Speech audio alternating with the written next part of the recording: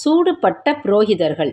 மன்னர் கிருஷ்ணதேவராயருக்கு அவருடைய தாயார் மேல் அன்பும் மரியாதையும் உண்டு. தாய் மேல் அளவு கடந்த பாசம் வைத்திருந்தார் மன்னர். அவரது தாயாருக்கு வயோதிகம் ஆகிவிட்டபடியால் மிகவும் நோய்வாய்ப்பட்டிருந்தார். வைத்தியரை அழைத்து தன் தாயின் உடல் நிலையை பரிசோதிக்கச் செய்தார் மன்னர். பரிசோதனை செய்த வைத்தியரும் தங்கள் தாயார் அதிக நாள் உயிருடன் இருக்க மாட்டார்கள், விரைவிலேயே சிவலோக பதவி அடைந்து விடுவார்கள் என்று கூறினார். அதை கேட்ட மன்னர் மிகவும் வேதனையுற்றார்.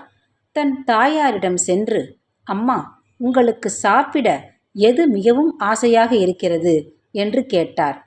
அதற்கு அவரது தாயாரும் மாம்பழம் சாப்பிட வேண்டும் என்று ஆசையாக இருக்கிறது என்று கூறினார்.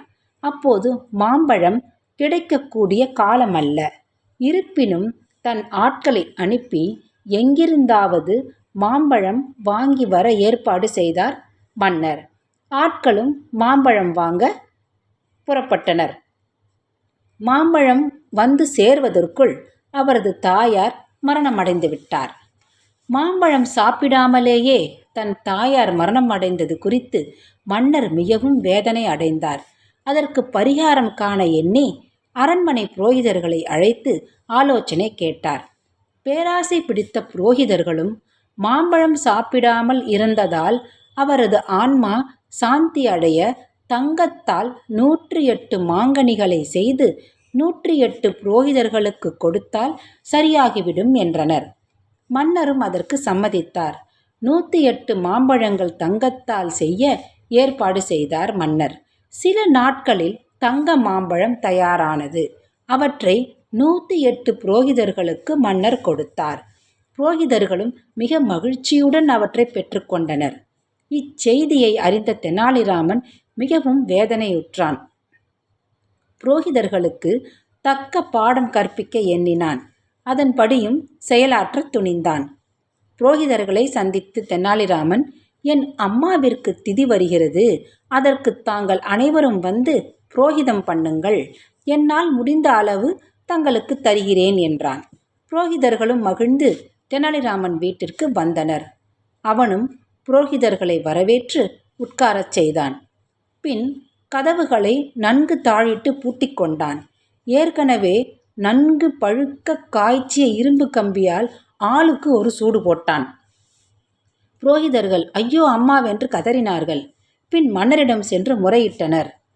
இதை பார்த்த மன்னர் தெனாலிராமன் மீது அளவிலடங்கா கோபம் கொண்டார்.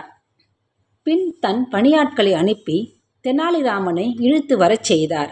தெனாலிராமனை பார்த்ததும், ஏனடா புரோகிதர்களுக்கு இவ்வாறு சூடு போட்டாய் என்று கேட்டார். மன்னாதி மன்னா, என்னை மன்னிக்க வேண்டும். நான் சொல்லுவதை தாங்கள் கவனமாக கேட்க வேண்டுகிறேன். என் தாயார் உடல் நலமில்லாதிருந்தது. இறக்கும் தருவாயில் வலிப்பு நோய் வந்துவிட்டது.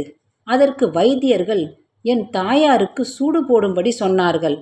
நான் சூடு போடும் முன் என் தாயார் இறந்து விட்டார்கள். ஆகையால் என் தாயாரின் ஆன்மா சாந்தியடைய புரோகிதர்களுக்கு சூடு போடும்படி பெரியவர்கள் சொன்னார்கள். அவர்கள் சொன்னபடியே தான் புரோகிதருக்கு சூடு போட்டேன்.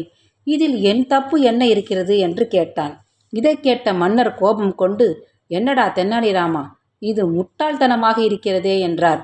இல்லை அரசே, விளக்கமாக கூறுகிறேன், சற்று கேளுங்கள் என்றான். முன்பு தங்கள் தாயார் மாம்பழம் சாப்பிடாமல் இறந்ததால் அவர்கள் ஆன்மா சாந்தி அடைய 108 மாங்கனிகளை 108 புரோகிதருக்கு கொடுத்தால்தான் அவர்கள் ஆன்மா சாந்தி அடையும் என்று சொன்னார்களே. அதன்படியும் தாங்கள் தங்கத்தாலான மாங்கனிகளை கொடுத்தீர்களே. அதுபோலவே என் தாயாரின் வலிப்பு நோய்க்கு சூடு போட முடியாமல் போனதால் தான் இவர்களுக்கு சூடு போட்டேன் என்றான். இதை கேட்ட மன்னர் நகைத்து விட்டார். தெனாலிராமனை பாராட்டினார். புரோகிதர்களின் பேராசையும் புரிந்து கொண்டார். நன்றி, வணக்கம்.